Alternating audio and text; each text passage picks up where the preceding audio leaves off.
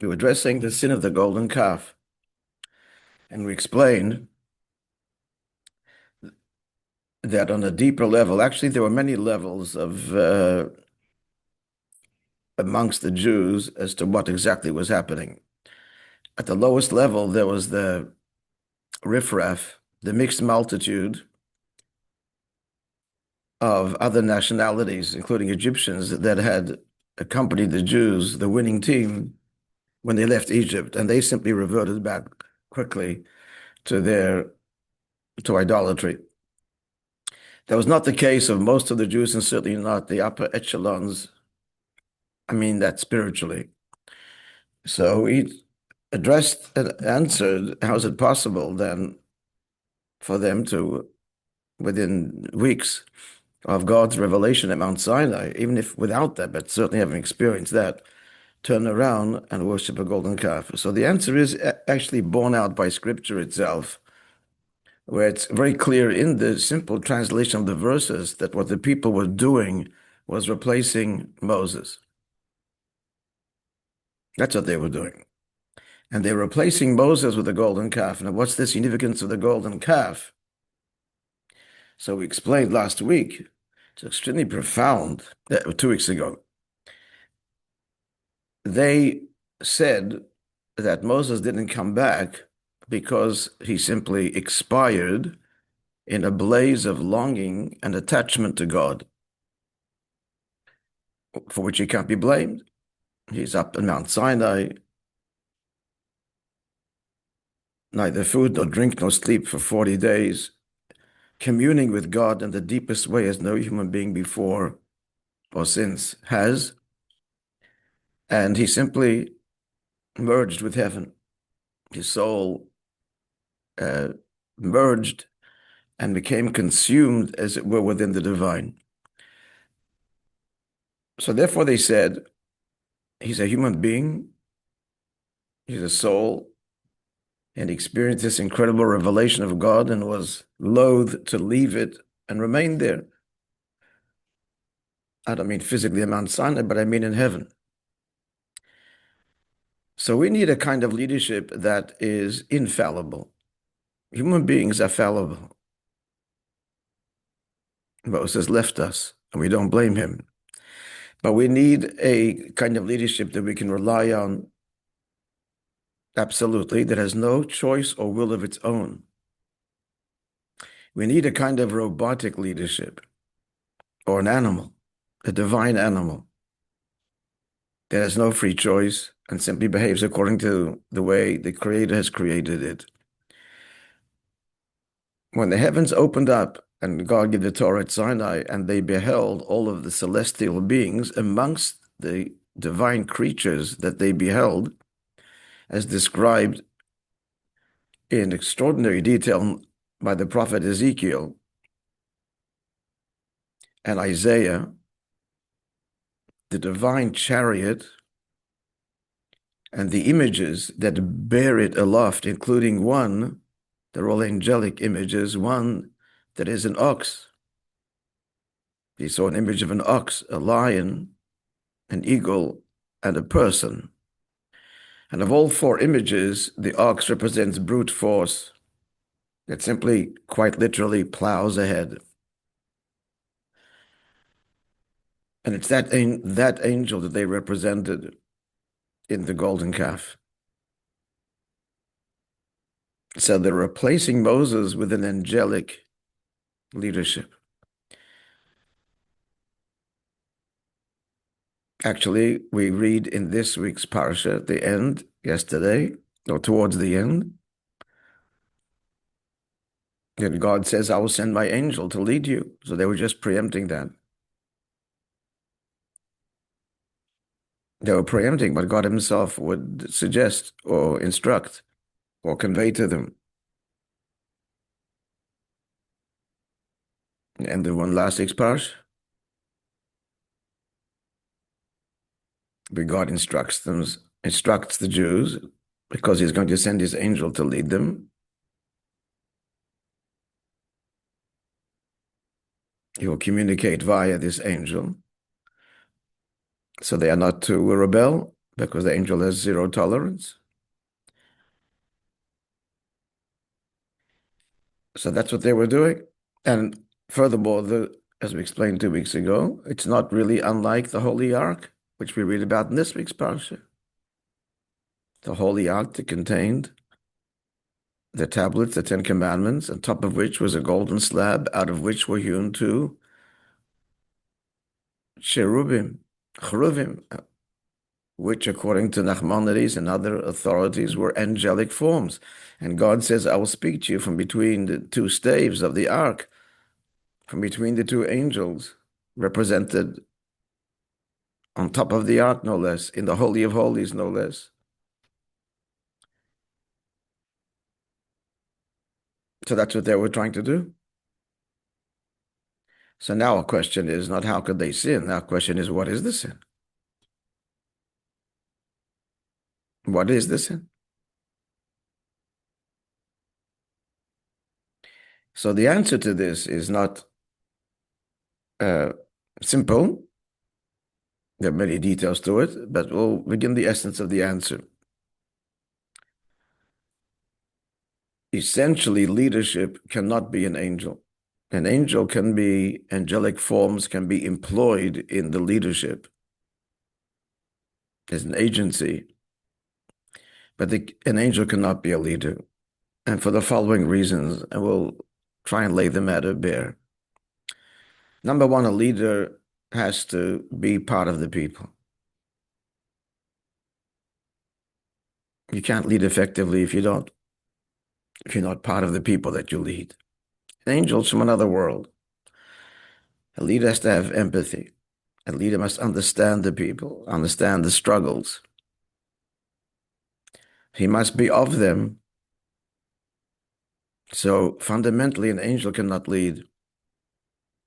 Only a fellow Jew, another human being, who is saintly and refined and elevated, but part of the people. That's number one. In other words, to lead, you need to really empathize, to offer advice, to guide. You can't do that from a position of some ivory tower, some academic ivory tower. You've got to be born oneself of this experience. Moses is born and struggles, and he's in Egypt and he fights for the people. He understands his flock, his people. That's leadership. That's number one. Secondly, at a deeper level, an angel would mean an intermediary. It would mean that there is God, the angel, and the people. And our relationship with God is not through any intermediary. It is intimate and direct.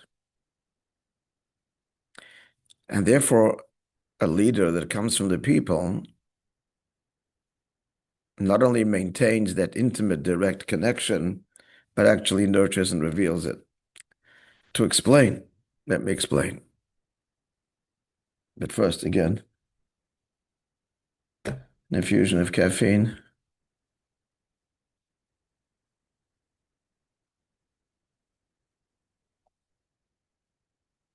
I only landed around 1 a.m.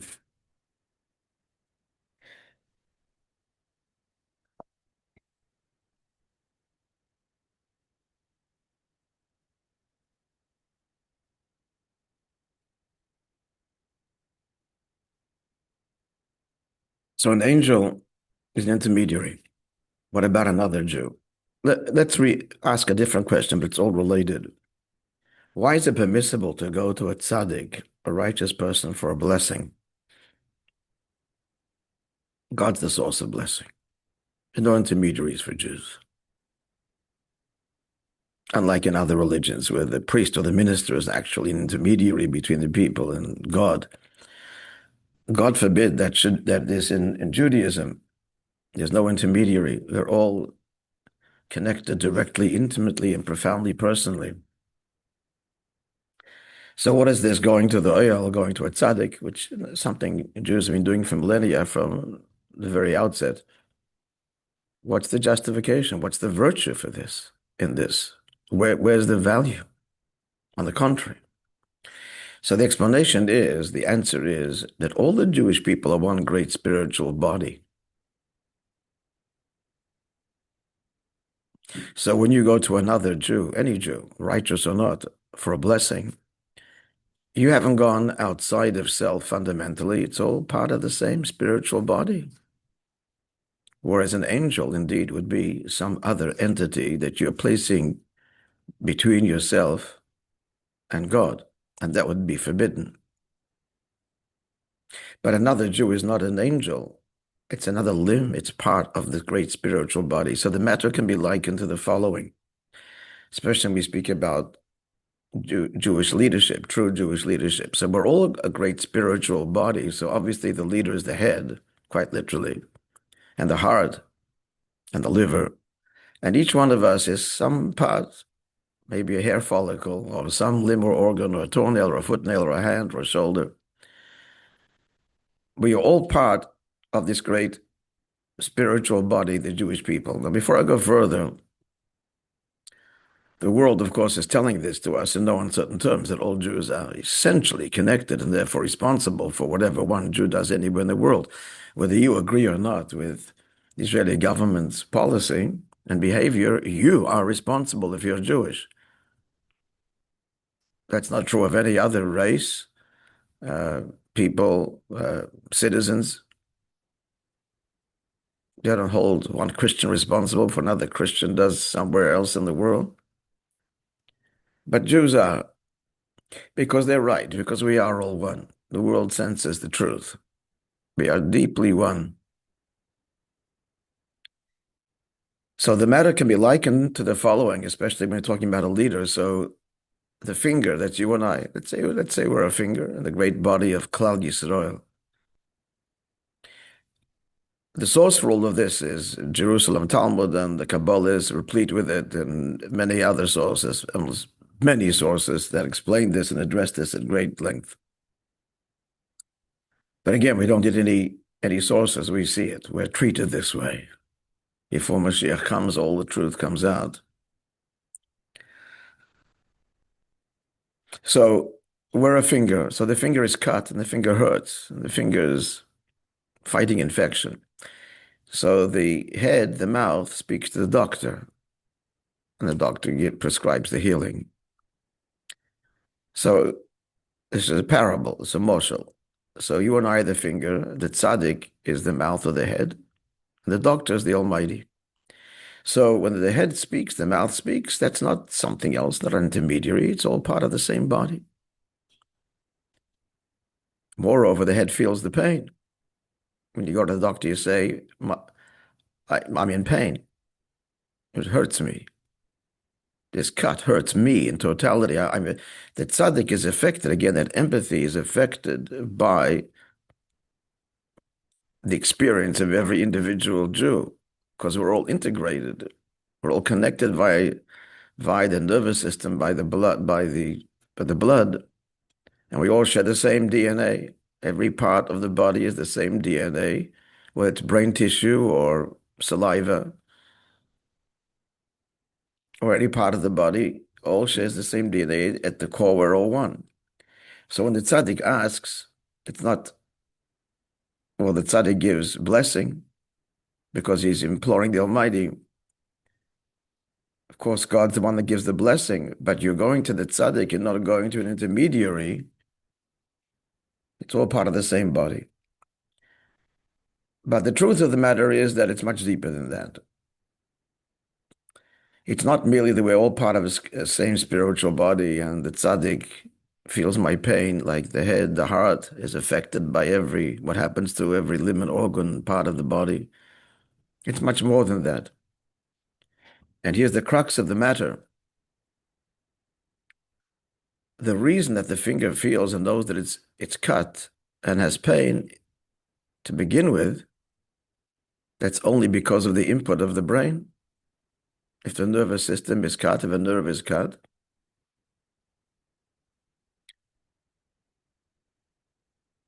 the nerve ending, the nerve that are in a particular finger, if that is severed, then the finger could be cut off and you wouldn't know unless you looked at it. You have no feeling or sensitivity at all. So what that means is that I feel pain in the first place. This itself comes from the head and the heart that sends out the blood, and the liver that cleanses it, the heart that pumps it out. So being connected, therefore, to the tzaddik, the Moses, every generation, the leader of every generation, our sages say, is the Moses of the generation, as stated in Medrash and in the Zohar. It means you coming alive. For a finger to be alive, it's got to be connected to the whole body, but it's got to be connected to the brain. So being connected to the brain is the finger as an individual finger, and the eye is an eye, and the ear is an ear, and the nose is a nose, every part of the body alive and functioning. So to be an individual, to be individually alive as a unique organ and part and limb of the Jewish people, the answer is the deeper you're plugged into the source of your own body. It's not a source, it's the core of your own spiritual being, the more alive you become. So listen, follow the leader. A true leader makes leaders. Like the brain empowers each part of the body to perform its unique function. As Jonathan Sacks famously said, of blessed memory, the former chief rabbi of the Commonwealth, he said that good leaders create followers, but great leaders create leaders. He was talking about the Rebbe, that his greatness was that he created leaders, fiercely independent and creative and individualistic. Hasidim, no two have the same style. They're all very individualistic and all very confident. That's because if you're plugged in, if a finger is plugged into the brain, then the finger is a finger, and the eye is an eye, and each one does its role and resonates and feels. So to feel the presence of God, to feel the presence of God, to feel another Jew, to feel that you're part, to feel this truth, that you are part of the Jewish people, and to feel the urgency we need to bring Mashiach, to be alive, to resonate as an individual, the answer is you plug in deeply to your own heart and your own brain. That's the leader.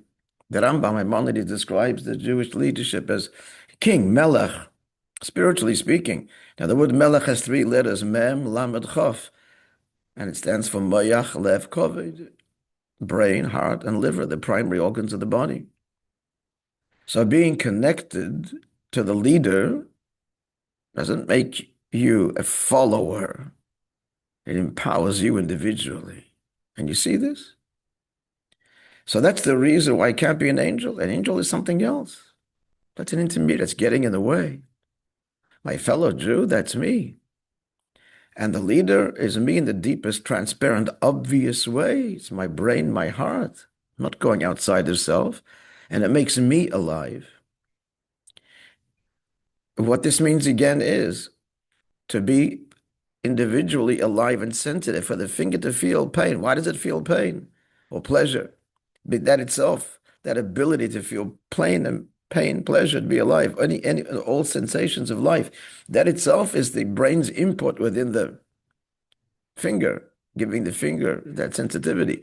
To be spiritually alive, feel Hashem, feel a fellow Jew, be driven to fix the world and contribute your contribution to bring Mashiach and end suffering for all Jews and all humanity.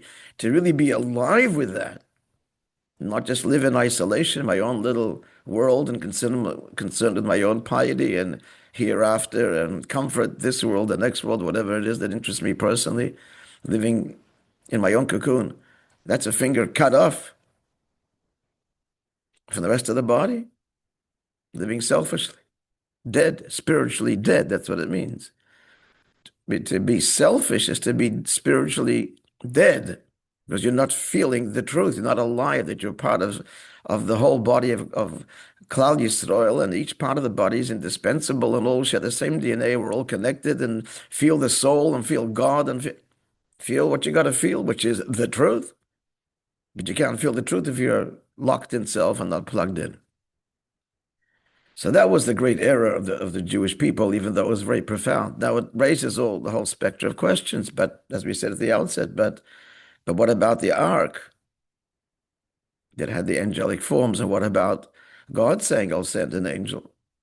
So the basic answer is, as I said before, they're not leaders. They're employed.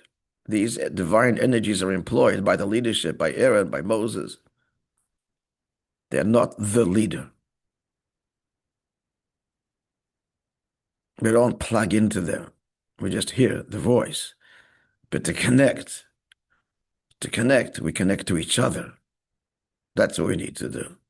And connect to the Moses of the generation who embodies the wholeness, the totality of the Jewish people in the deepest way.